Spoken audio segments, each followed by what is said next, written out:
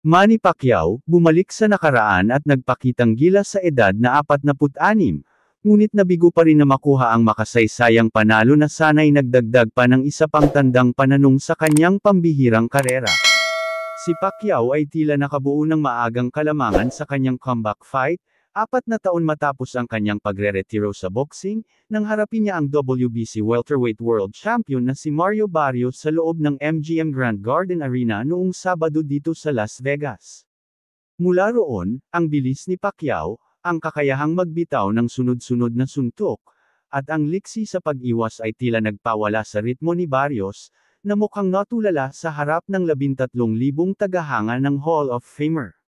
Nakaipon din ng ilang rounds si Barrios at kontrolado niya minsan ang tempo ng laban gamit ang kanyang maayos na jab, ngunit hindi niya ito ginamit ng sapat o mas maaga gaya ng nararapat.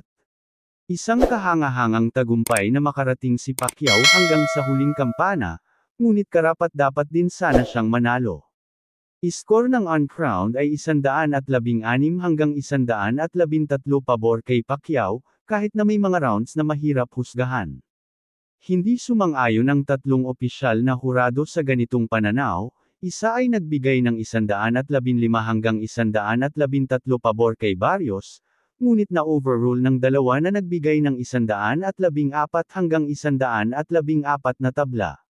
Kontrobersyal ang naging resulta. Akala ko ako ang nanalo sa laban, sabi ni Pacquiao, at dagdag pa niya na naniniwala siyang muling lalaban, at maaaring habulin ang rematch kay Barrios. Kung nanalo si Pacquiao, sana'y naisulat niya ang kasaysayan bilang pangalawa sa pinakamatandang boksingerong nakakuha ng major world title.